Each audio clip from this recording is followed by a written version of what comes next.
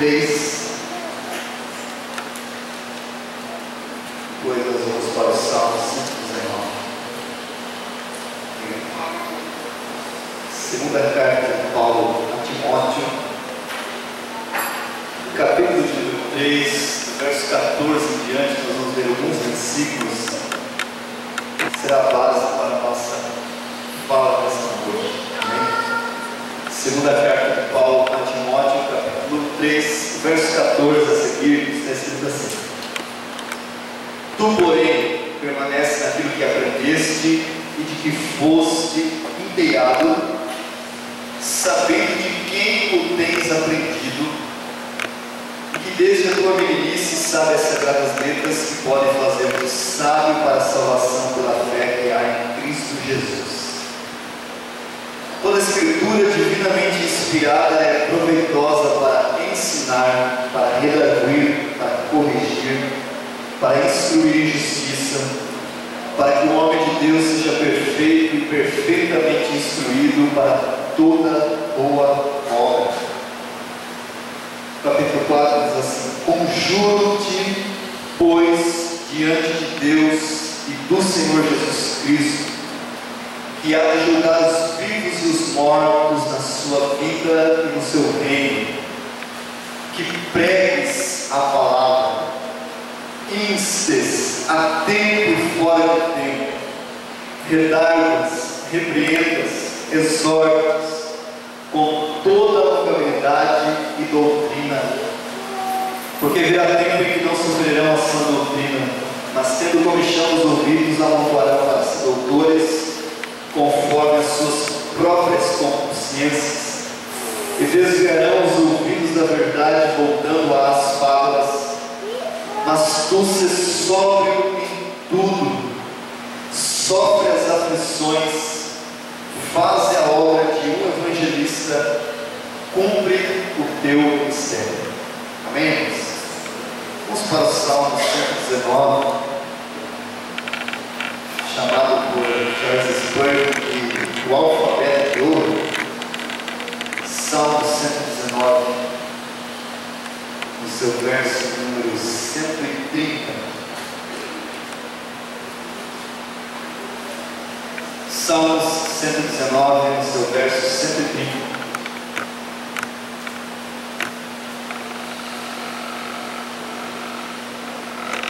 Está escrito assim: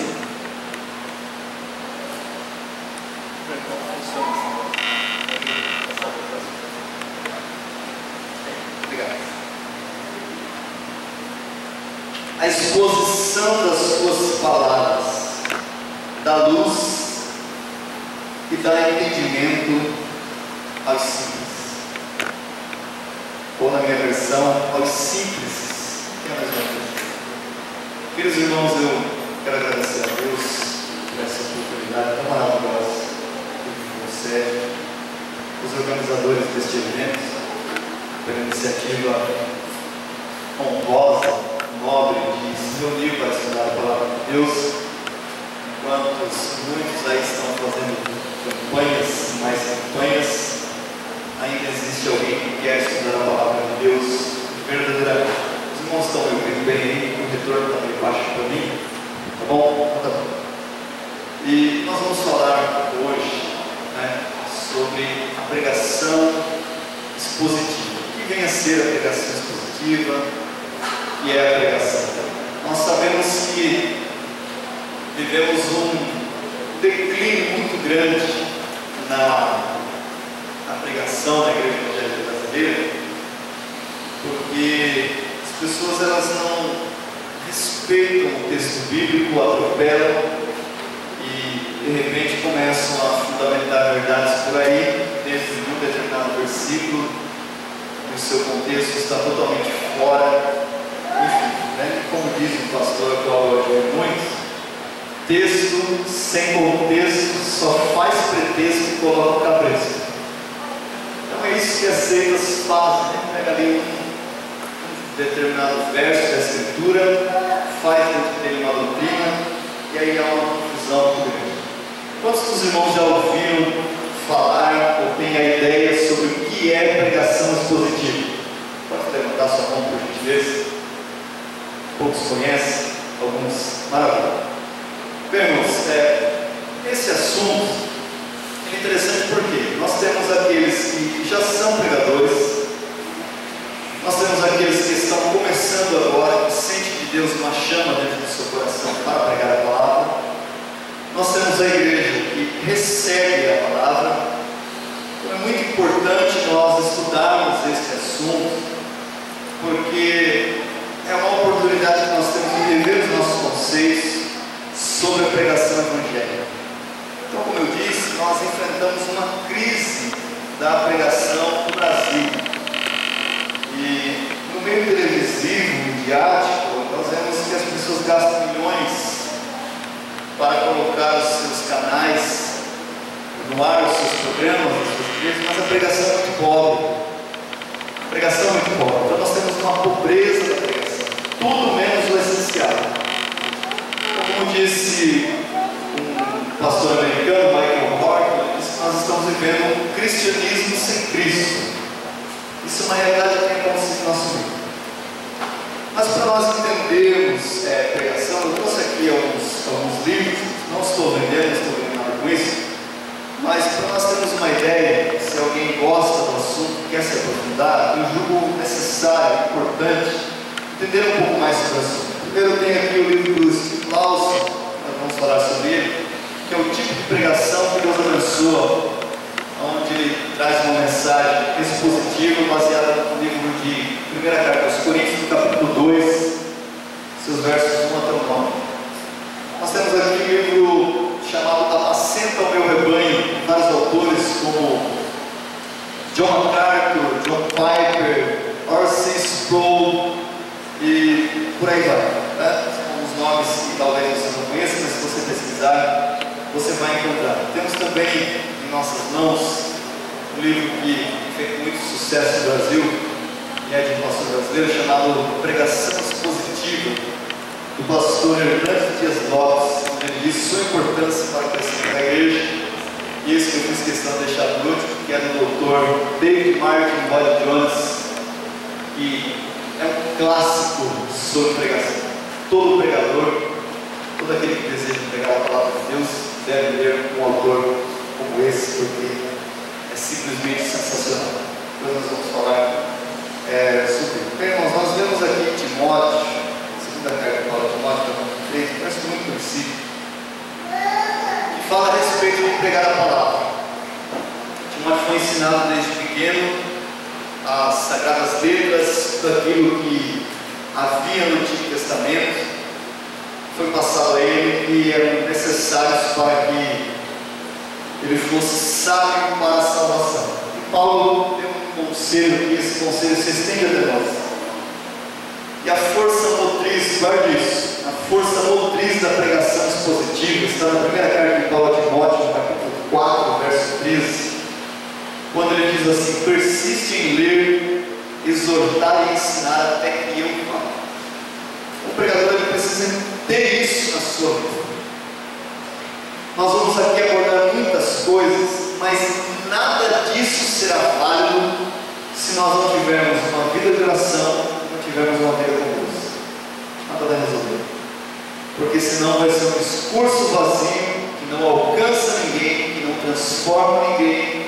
A igreja vai se cansar, os corações continuarão duros, não haverá conversão, não haverá regeneração, não haverá novo nascimento.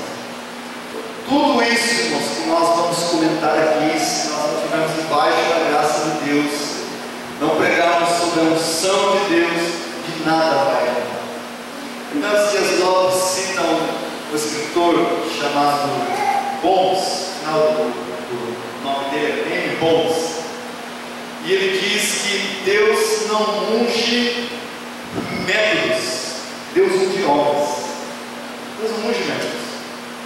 Não adianta você querer inventar um método novo para pregar, não adianta você querer fazer campanhas novas, métodos novos para pregar. Deus não unge métodos, Deus unge homens.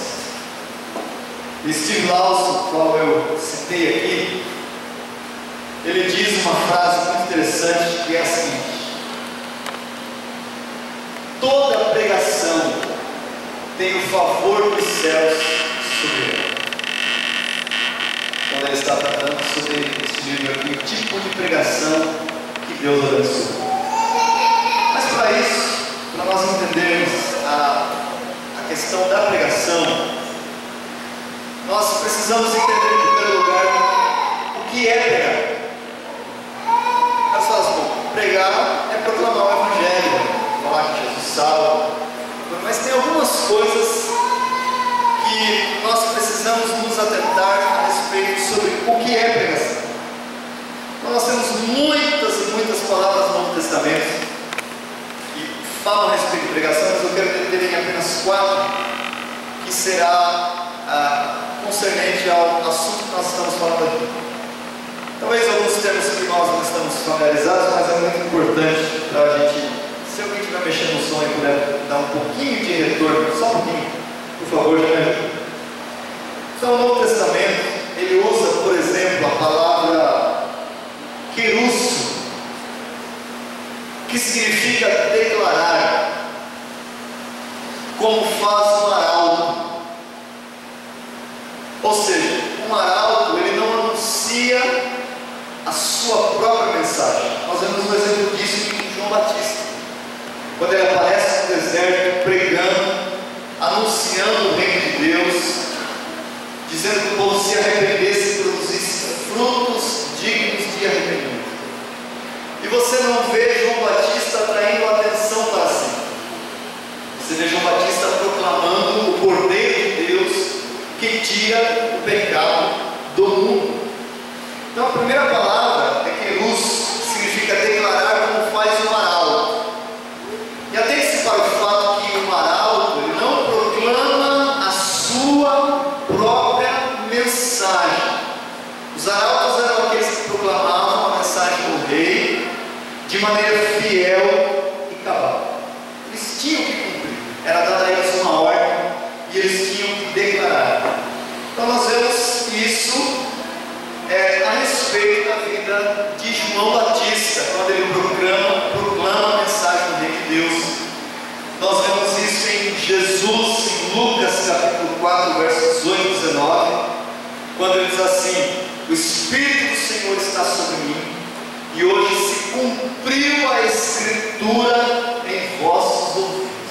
Então aqui nós temos um indício de uma pregação expositiva, que traz o seu contexto e aplica para os seus ouvintes. Nós vamos falar na sequência.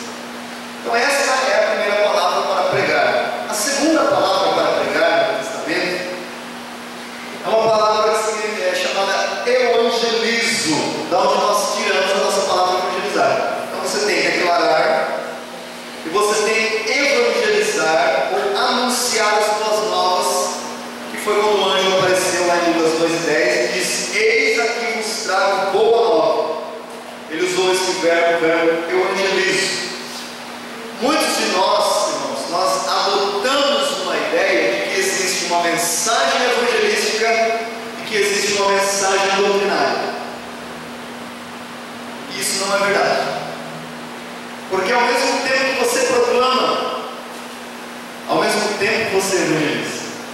Porque proclamação sem evangelização não é proclamação.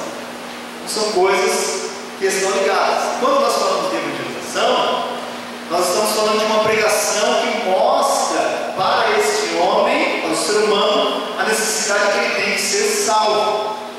Então essa é a segunda palavra. Então quando Lucas usa, são formas de proclamar e de anunciar. São duas coisas que estão extremamente ligadas. Depois nós temos a palavra marturel, que é onde nós tiramos a palavra da língua portuguesa para martírio. Nós sempre levamos a mente para Estevão, que foi martirizado, para Estevão, que foi mártir. Mas essa palavra ela significa dar testemunho dos fatos. E o que é dar testemunho? Dar testemunho não é eu aqui fazer uso do microfone e dizer somente, né? Não estou dizendo que não seja isso, mas somente isso. Nossa, Deus me curou do câncer, eu consegui um carro novo para casa nova. Não. O testemunho aqui que está ligado à pregação, ele fala dar testemunho dos fatos. Não me lembro agora do bate-pronto, os irmãos podem até me ajudar, e se não me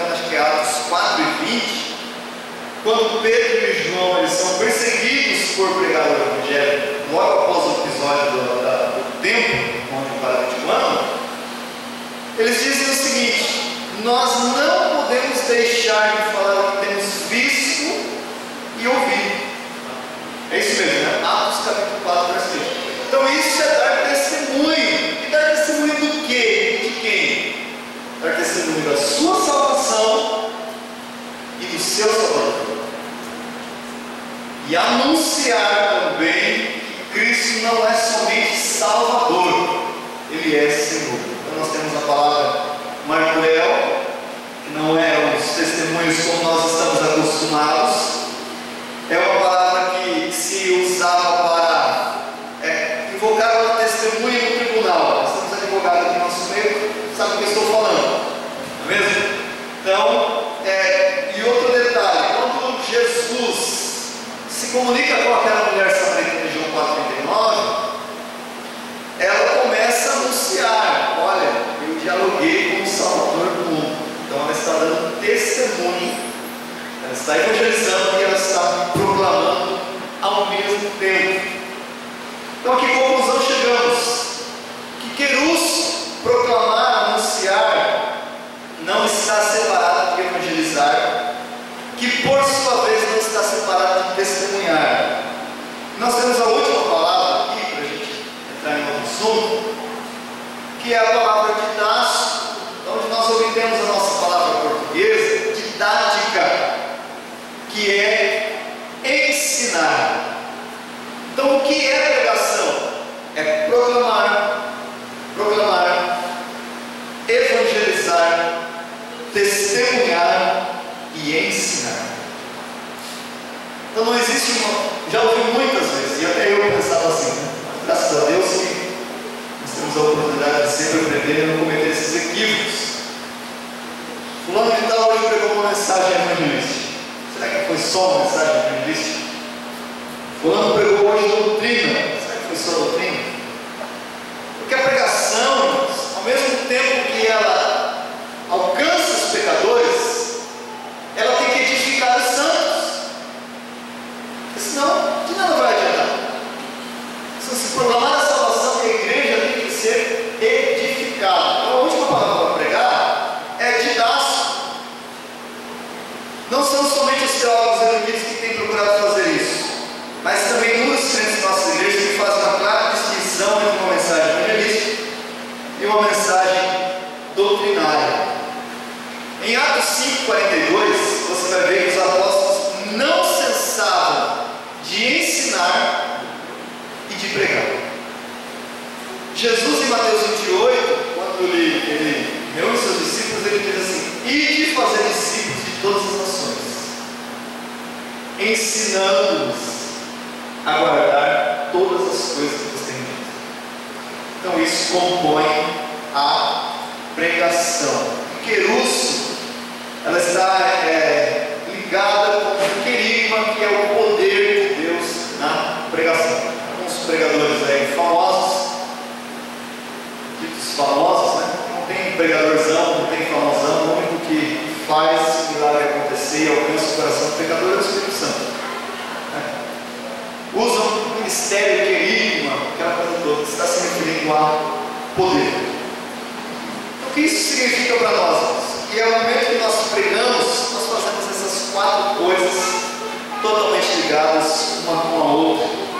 Proclamar a mensagem do Rei, não adulterá-la, não modificá-la, anunciar as boas novas, dar testemunho e esclarecer as implicações da mensagem, que é o didático, que é ensinar. Então aqui nós temos um panorama sobre o que é pregação. Então, no singular, nós podemos dizer que toda pregação tem o favor de Deus sobre ela. E mesmo no singular, nós podemos dizer assim: se você sente que Deus te chamou para pregar, você deve se entregar a essa tarefa agora.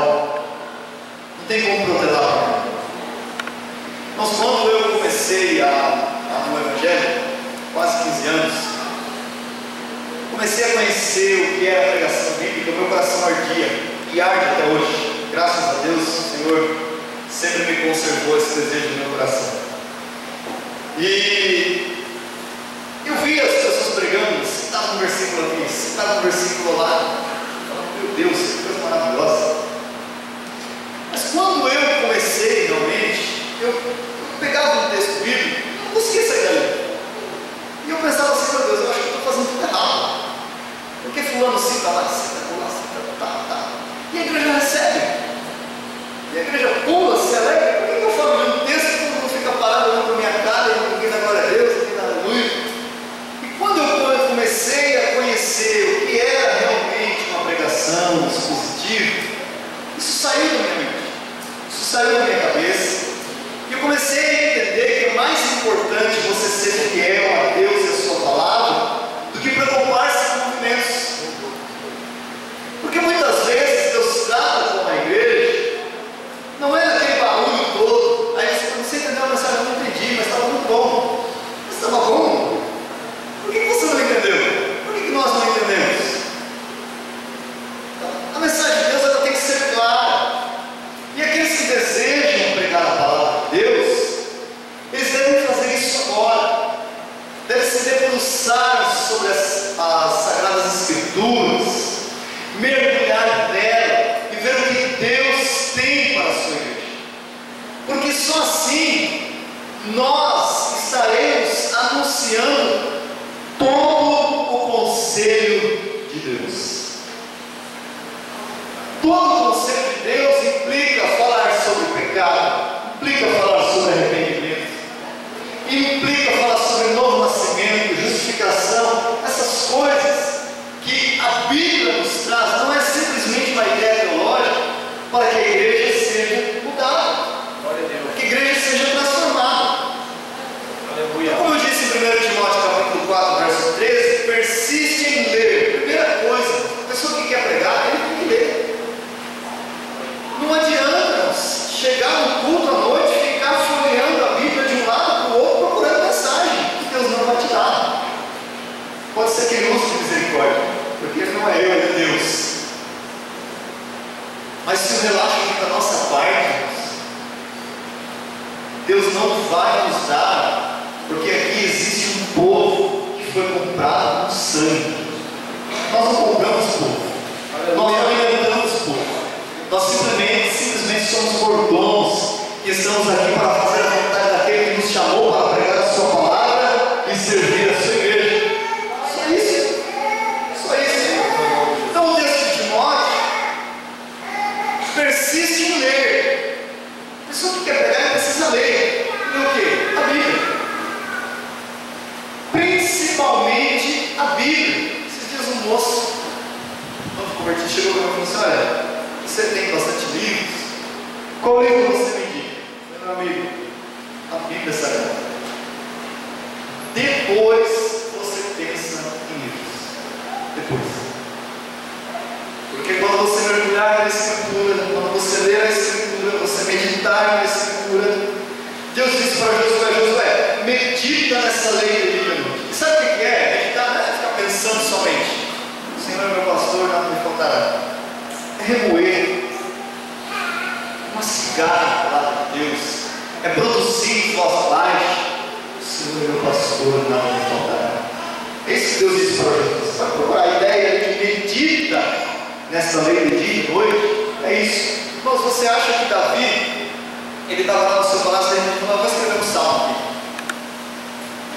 Tem misericórdia, meu Deus, paga as minhas transgressões segundo a multidão das suas misericórdias.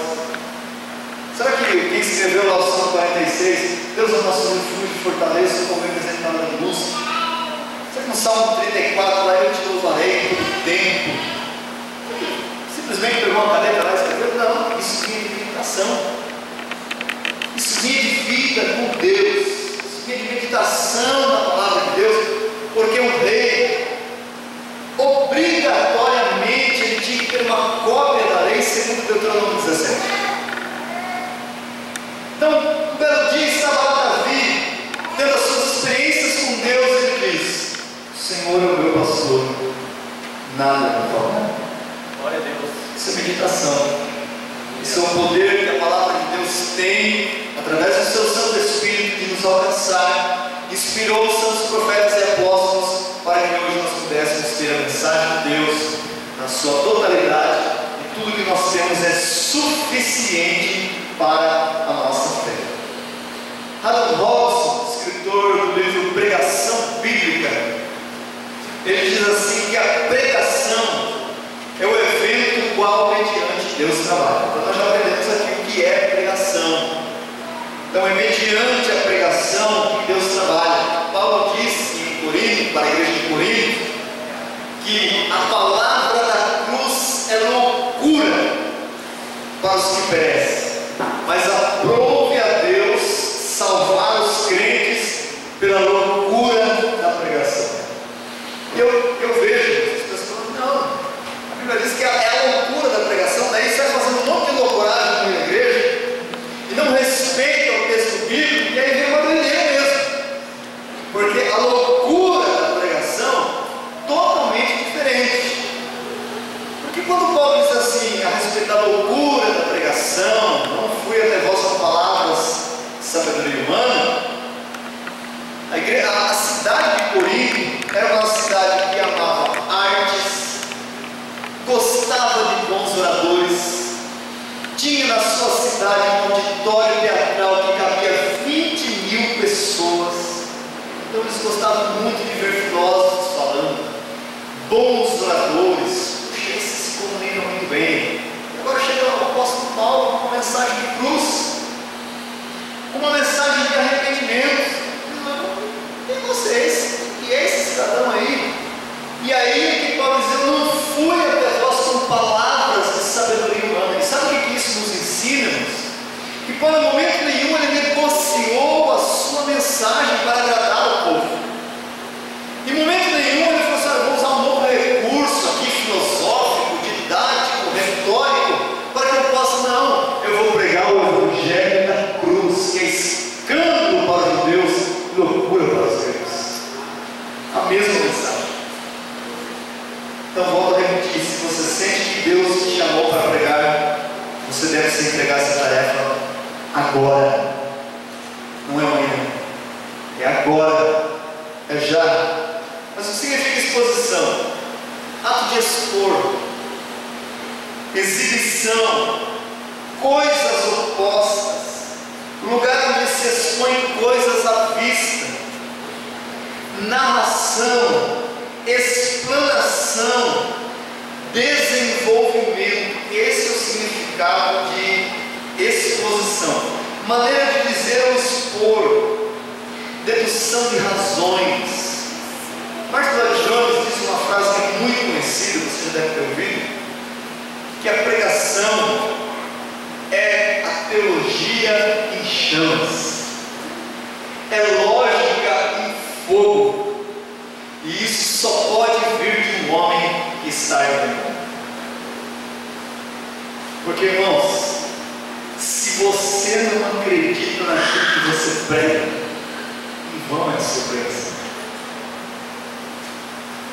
Você não quer acreditar. Você acredita naquilo que você prega? Por que essas pessoas têm mega igrejas? Você fala, mas você está pregando uma doutrina errada. Porque ele acredita. Ele acredita numa mensagem errada. E eu e você que temos a mensagem verdadeira, nós não acreditamos. E esse é o paradoxo do meio evangélico. As pessoas que têm a mentira, existe lá as pessoas que vão bater domingo de manhã na sua casa, eles acreditam tanto naquilo que eles estão fazendo, e eles, se possível for, morrem por esse ideal. Eles acreditam. Quando George Whitefield foi pregar na Inglaterra em determinado lugar, grande pregador ao ar livre, o patrono dos agnósticos, chamado David Hume, saiu correndo e alguém falou assim, ei, onde é que você vai? Eu estou indo ver George Whitefield pregar. Mas você não acredita. Eu não acredito, mas ele acredita. Glória a Deus. E você acredita no que você prega? Então você tem que acreditar no que você prega. Você tem que acreditar que isso aqui é totalmente inspirado por Deus. Nós temos aí as seduções de novas tendências, mas isso é uma roupagem de uma nova heresia. Toda onda vem e passa.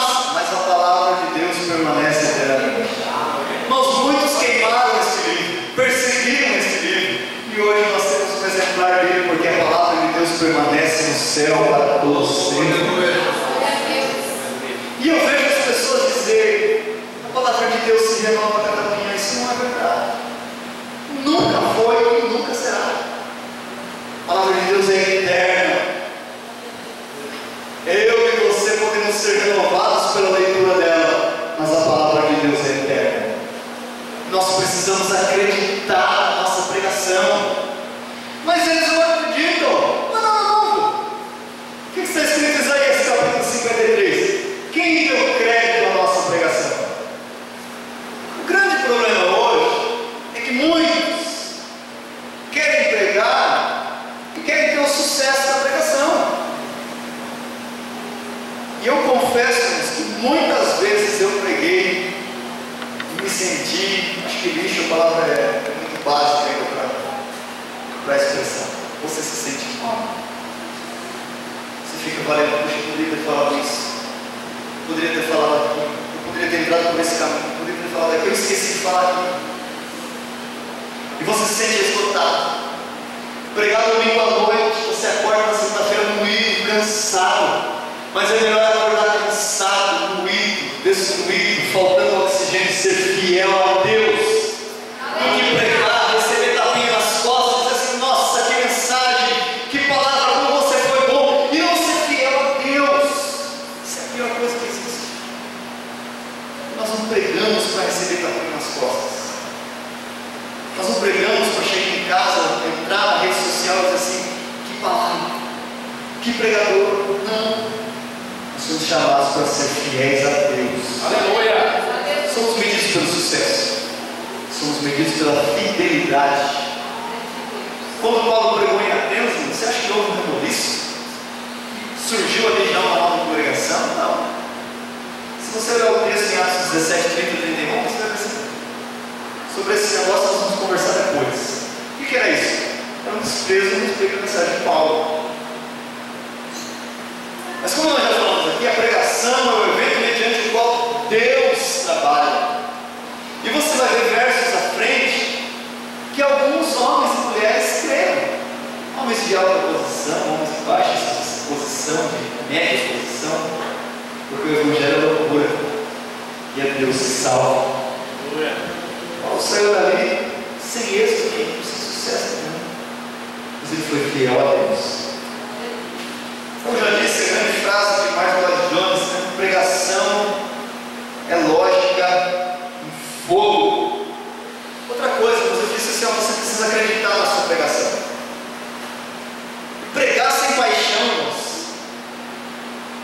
não é pregação. Tem um outro detalhe: amar a pregação, Gerson, é uma coisa, muitos amam a pregação. Se eu perguntar aqui, nós estamos num seminário de pregação positiva, quantos amam a pregação? Acredito que todos nós vamos levantar a mão unânimes, dizer eu amo a pregação. Mas uma coisa que me impacta, me choca, me faz pensar: será que eu amo aqueles a quem eu prego? Ou eu só amo a pregação? Será que meu coração arde de compaixão pela igreja? Será que meu coração arde de compaixão pelo perdido? Então, pregação sem paixão não é pregação. Nós devemos pregar com lágrimas. Jesus foi um pregador de lágrimas. Você vai ler Hebreus 5 e 7, você vai ver um grande clamor de lágrimas. Já vi homens fiéis a Deus pregar com lágrimas nos olhos. Não é aquela lágrima emocionalista, não é a lágrima que vem de Deus, sentindo compaixão pelos perdidos.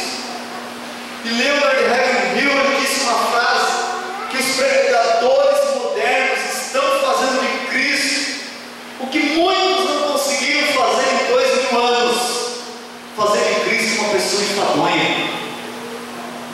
Você já viu isso? As pessoas pregam, falam, e Cristo é aquele ser lá que está na cruz, não tem poder para nada, não salva, não transforma a vida de ninguém. Não. A pregação ela tem que ter paixão, ela tem que ter fogo, ela tem que ter graça de Deus. Eu imagino você pegar um microfone para pregar, não ter amor naquilo que você faz e não amar as pessoas que estão te ouvindo. Não é porque eu estou falando, mas eu sempre peço a Deus, a mensagem para mim, a mensagem do Senhor. A igreja do Senhor, o que queres que eu fale para ela? E assim Deus vai nos dando graça. Então nós temos o perigo, irmãos, da pregação pragmática. O que é o pragmatismo? O pragmatismo hoje tem entrado sutilmente nas nossas igrejas. É uma palavra que nós não estamos acostumados, muito, mas a pregação pragmática, ela vem sobre aquilo que é útil, é prático. Então, por que é prático hoje falar na igreja? Porque Deus vai abrir uma porta para o emprego. Eu creio que Deus abre a porta. Deus já me abriu muitas portas de emprego. Mas eu também creio naquela porta, em 1 Coríntios 16, 9, diz assim: uma porta grande e eficaz me abriu, mas muitos são os adversários. Então nós temos a pregação pragmática. Nós temos que falar sobre aquilo que é hoje. Está todo mundo falando, está todo mundo dando certo? Nossa, tem que falar. Tem que falar, não posso mentir. Quando você via antigamente na nossa denominação, Assembleia de Deus, essas campanhas igual a igreja de neopentecostais? Era muito difícil. Era muito difícil. Mas aí começou as ondas das igrejas neopentecostais, que tiveram o seu rumo dos anos 80 para cá. E ele falou assim: não, lá tem campanha, nós precisamos fazer também. Mas a campanha que nós tínhamos era o povo chegar na igreja e orar, e Deus se carregar com mais. Mas esse negócio de 12 dias, de semana de Gideão, ano apostólico de Joel. Você sempre foi uma igreja desse, meu Deus, ano apostólico de Joel. Eu cheguei em casa e pensei: eu não sabia nem que Joel era apóstolo.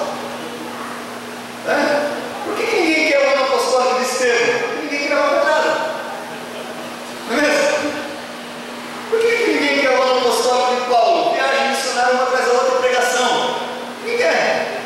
Então o pragmatismo tem invadido as nossas igrejas. Mas vamos lá, vamos falar sobre pregação expositiva. John Stott diz assim: toda pregação cristã autêntica é expositiva. Então vejam só, nós temos alguns tipos de sermões que comumente se usa aí: sermão temático ou tópico, sermão textual e o sermão expositivo, que para mim é a melhor maneira de você expressar a palavra de Deus. Então nós temos aí o sermão tópico ou temático, e esse tipo de sermão, o que acontece? Ele tem um tema. Por exemplo, você vai pregar sobre o dízimo, né?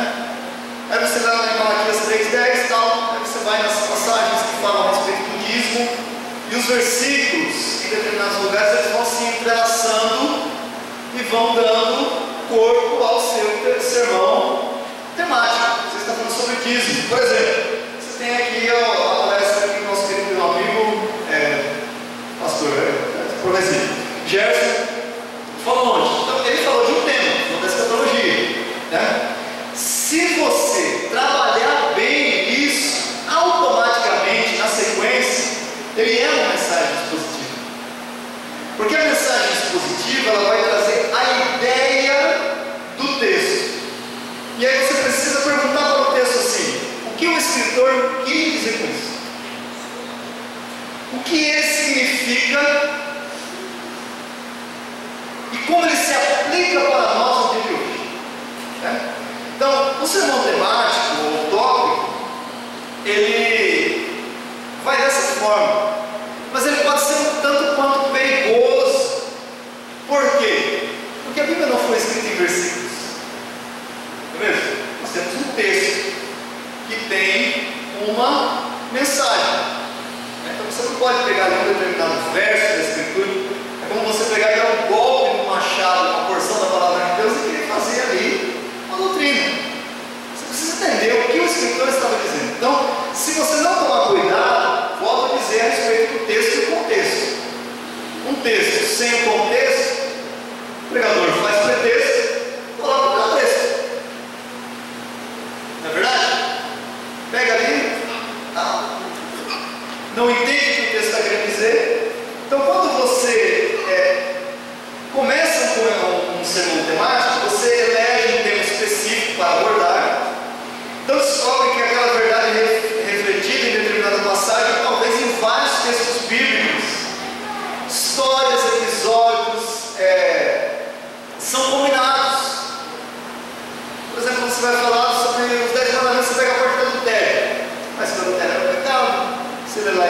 Gênesis capítulo Êxodo 20, aí depois você vai falar de Judá, Tamar, Gênesis 38, você vai ligando. Se você souber trabalhar essa questão textual, o tópica, perdão, você automaticamente tem um sermão bem elaborado.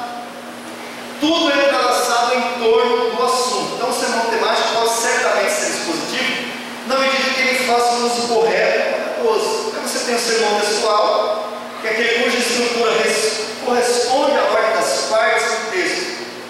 O tema e as divisões que estão no texto são derivados dele. Neste caso, o texto utilizado é pequeno, não devendo ultrapassar 4 versículos.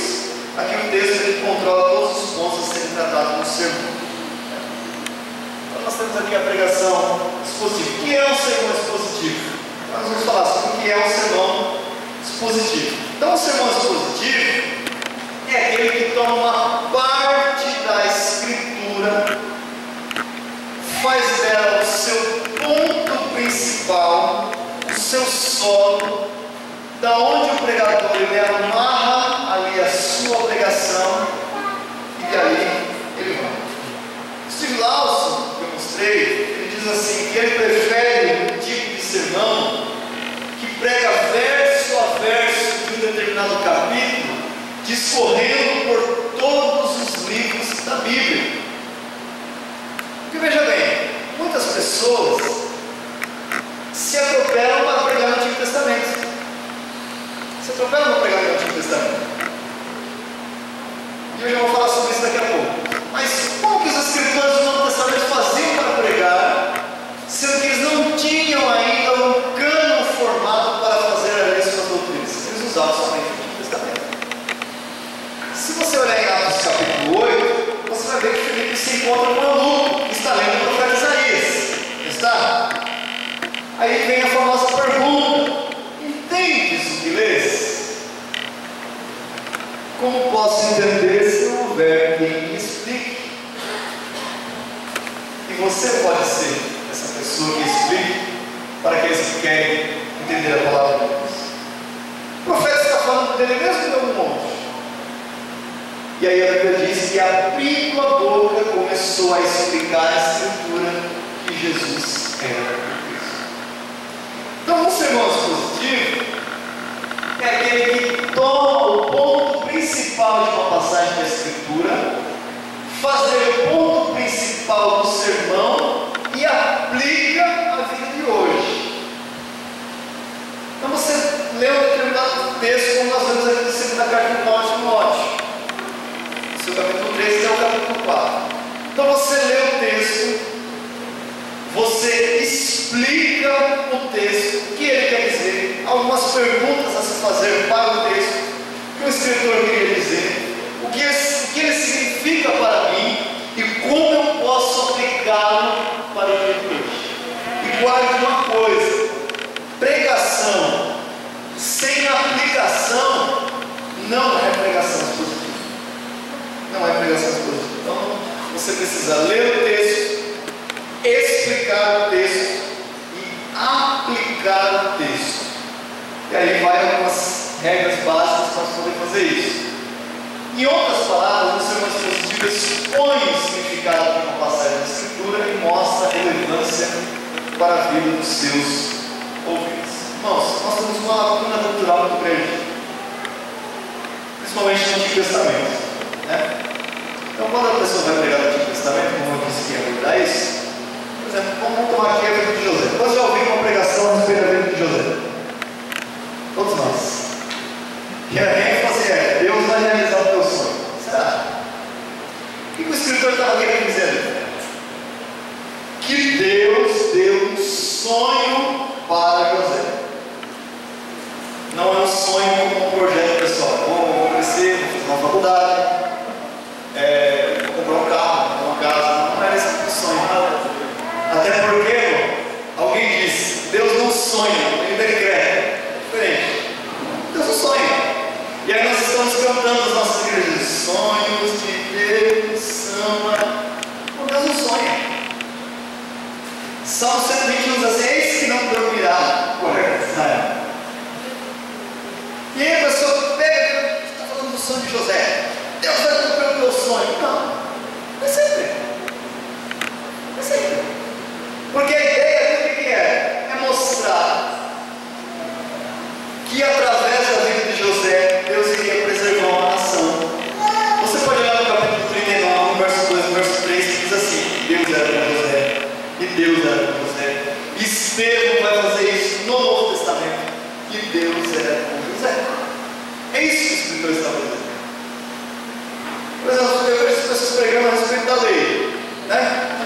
Testamento.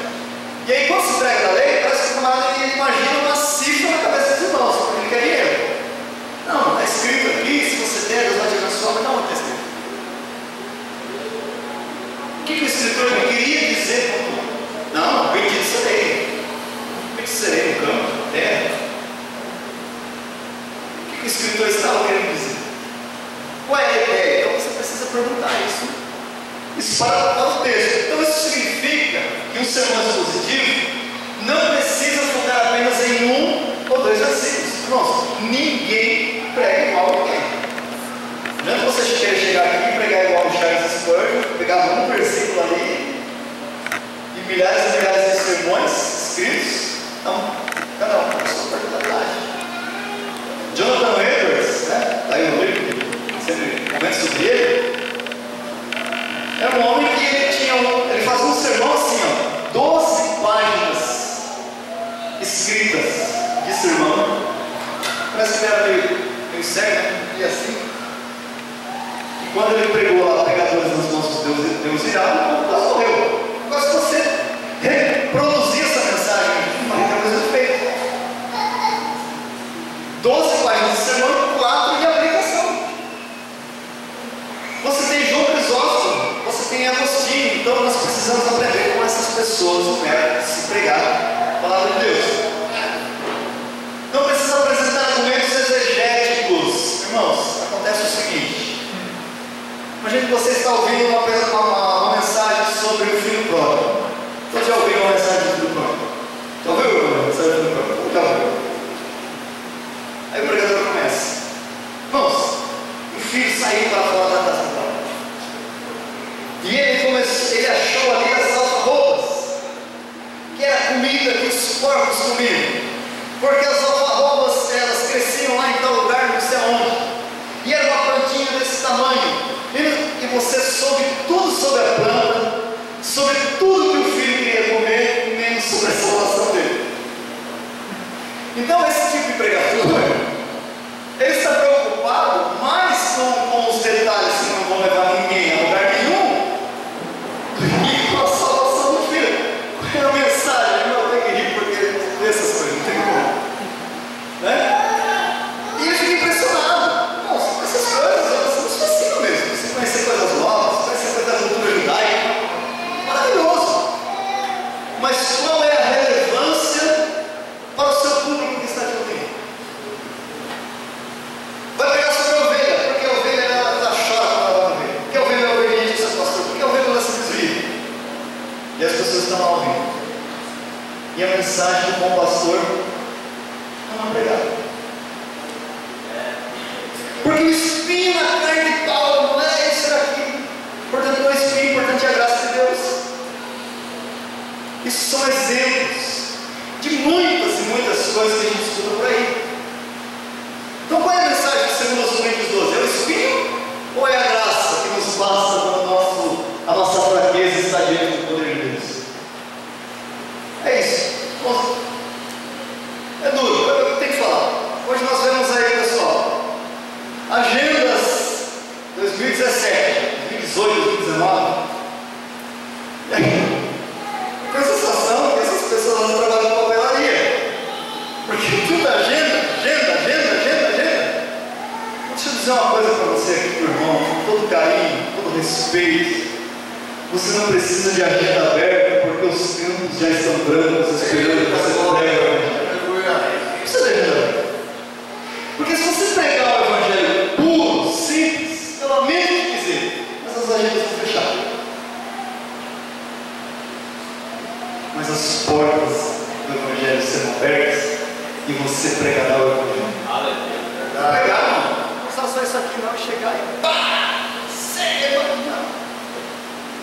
Testemunhar que Cristo é o seu Salvador. Não vá. Não precisa, né, de argumentos exegéticos, complexos, ou interminável, contextualização histórica. Você passeia pelas terras de Israel. Você viaja. Você começa a se imaginar no Google Maps entrando em Jerusalém. Mas é a presença de Deus. De graça. Outra coisa, não se preocupar demais, o senhor vai falar sobre isso em outro dia, com a questão da alegorização da Bíblia. Orígenes usou muito isso, porque em Alexandria tinha muito esse método de alegoria. O que é alegoria? O texto diz isso, mas ele quer dizer isso.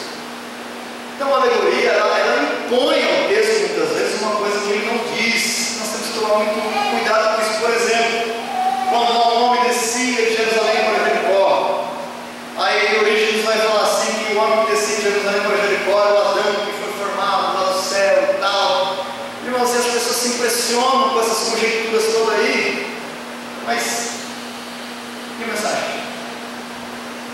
Um dia um pastor que passou pela nossa igreja disse assim: olha, quando você escuta o povo dizendo assim, pregou demais, não foi cruz. Agora quando o povo sai da igreja e fala assim, que palavra, aí sim Deus fala cruz. Porque a nossa tarefa, irmãos, é a seguinte: não é dizer assim, olha, que mensagem, é dizer assim, que passagem da Bíblia maravilhosa. Ela falou comigo, então isso é pregação. Vamos lá. Não confunde o ponto principal da passagem com qualquer aplicação legítima daquela passagem, isso é, não usa o versículo para dizer o que você quer dizer. Tome muito cuidado com isso quando você vai pregar. Você está expondo ou você está impondo? Você está fazendo uma exegese ou você está fazendo uma exegese? Você está colocando a sua ideia sobre o texto ou você está querendo que o texto coloque a ideia sobre você e fale a igreja?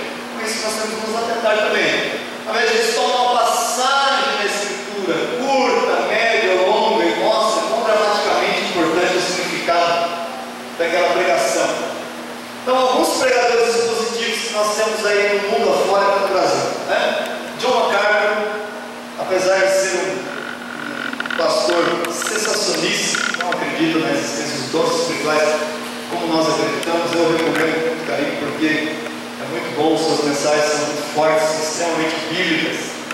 Então nós temos aí John MacArthur, temos aí Hernandes Dias Lopes, autor do livro Pregação Expositiva, que eu já mostrei para os irmãos, que além de ser um exemplo de pregador de conduta ética, também um excelente comunicador. Você não vê o seu nome envolvido em um escândalo por aí. É uma pessoa que tem realmente compromisso com o Evangelho. Nós temos aí Steve Lawson, que é o que eu já mostrei, que é escritor desse livro e de vários outros, como por exemplo As Firmes Resoluções de Jonathan Edwards, publicado no Brasil pela Editora Fiel, Pilares da Graça, Fundamentos da Graça, por aí vai. Nós temos esse, para mim, considero como um dos melhores de todos os tempos da nossa era, do século XX, já estando agora com o nosso Salvador, que é Martin Lloyd Jones.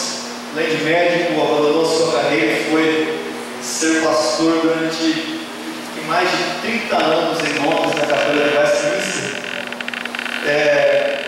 E ele um exemplo de pregador expositivo.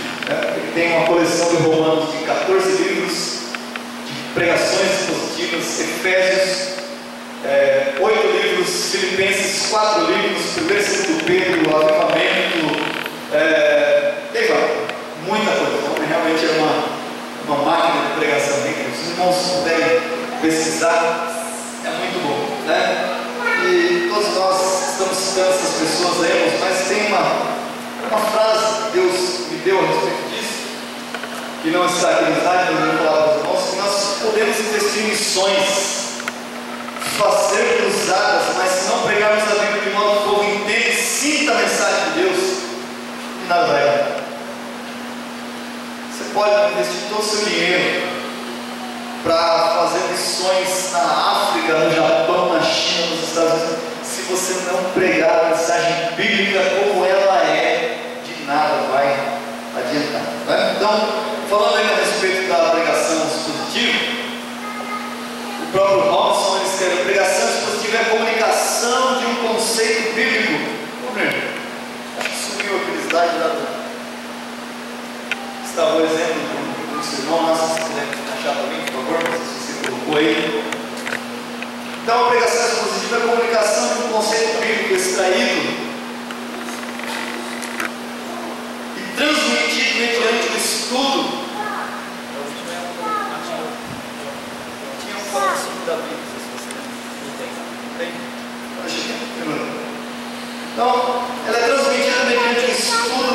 histórico, gramatical e literário de uma passagem, seu contexto, a qual o Espírito Santo primeiro aplica a personalidade e a experiência do pregador através dele aos seus ouvintes. Irmãos, nós precisamos de uma boa exegese bíblica. Precisamos entender o que o texto está dizendo, mas não se prender somente aos detalhes, como já disse, né? Nós precisamos o quê? Ser sensíveis à voz de Deus. Se nós somos mordomos da palavra de Deus, servos da palavra, temos que estar dispostos àquilo que o Espírito Santo pode nos conduzir, porque a primeira mensagem fala conosco, para depois ela falar com a igreja, né? Então, bom, não vai dar tempo, a gente tem aqui muita coisa a se falar, mas como a gente pode notar um sermão expositivo? Por exemplo, você vai falar sobre Davi, quando Davi cometeu o adultério, né? Davi, ele estava lá, ele matou, né? Então ele cai no pecado do adultério. E nós temos que cuidar como nós vamos comunicar isso, porque nós temos uma onda de pregadores engraçadinhos que querem fazer um pouco rir, né? Então a mensagem de Paulo, segundo Steve Lawson, como ele diz, não poderia ser brincadeira. Nós podemos ser pessoas alegres, nós podemos brincar com os nossos amigos, alegrar as pessoas, né, de maneira saudável, de maneira santa, vamos dizer assim. Mas enquanto nós estamos pregando, nós temos que entender que céu e inferno estão na balança. Nós não podemos brincar de pregar e ficar fazendo as pessoas rirem a todo tempo, porque senão se cumpre aquilo que Charles Spurgeon disse, que haverá um tempo que ao invés de pastor alimentar as ovelhas, haverá um palhaço alimentando os bodes. E isso é verdade, né? Então, quando você vai falar sobre um negócio desse, tem que tomar cuidado. Igual um irmão que disse assim: Davi estava lá e ele viu aquela belezura. Você já pensou? A pessoa se expor na pregação de uma forma dessa, uma falta de respeito com o texto bíblico, uma falta de respeito com a inteligência das pessoas, né? Então nós não podemos brincar, né? Você pode ser uma pessoa bem-humorada, você pode ser uma pessoa bem-humorada, mas ficar fazendo chacota com o texto bíblico, devemos tomar muito cuidado. Gunnar, você me permite mais um pouquinho? Nós temos que tomar um pouco cuidado com muitas coisas. Quando o texto é mal entendido, por exemplo, Davi e Golias, quem é o seu Golias? As pessoas falam muito isso, mas entendem que o texto quer dizer o sermão trampolim. A pessoa só lê o texto e não fala nada sobre o texto. Esses dias na nossa igreja já aconteceu isso. Não, eu quero ler um versículo aqui, e eu estava pensando ali enquanto o culto rolava, o que eu ia falar para a igreja? Eu pensei assim: meu Deus, se ele estava pensando no que ele ia falar, então ele não estava preparado. E ele pregou 1 hora, e ele não leu nenhum texto da Bíblia. Nenhum! Tem gente aqui que está lá e viu. Nenhum! E vai daqui, vai dali, vai daqui, vai de lá, não deu nada. Mas tem o sermão trampolim que usa o texto, mas não fala nada, se impressiona com o vinho, e fala que você não pode beber vinho, mas não se impressiona com o milagre que Jesus fez em transformar água em vinho. Nós temos uma riqueza ignorada. Você tem o sermão atalho, esse é só mencionado e mais nada. Sermão exegético, o texto não fica aplicado. Você tem o sermão particular, esse somente é aplicado à vida do pregador. E aí dá a ideia de que, puxa vida, esse é um cristão profissional, na vida dele funciona, mas na minha não funciona. Não é isso aí, né? Então, além de fazer exegese do texto que emprega, principalmente na igreja local, tem que fazer exegese da congregação. E aí você tem o sermão hipócrita, se aplica a todo mundo, menos ao pregador. Aquele que diz você, não nós. Não é verdade? E tem aqueles erros extremados que também conduz as pessoas a achar que a congregação está totalmente certa e quem está dando errado são os ricos lá fora. O que nós fazemos com isso? Conduzimos o povo à hipocrisia e não à fé e ao arrependimento. Amém? As perguntas vai ser agora ou depois? As perguntas. E assim vai ter. Deus abençoe. Por enquanto, se tiver perguntas, estamos aí prontos para responder.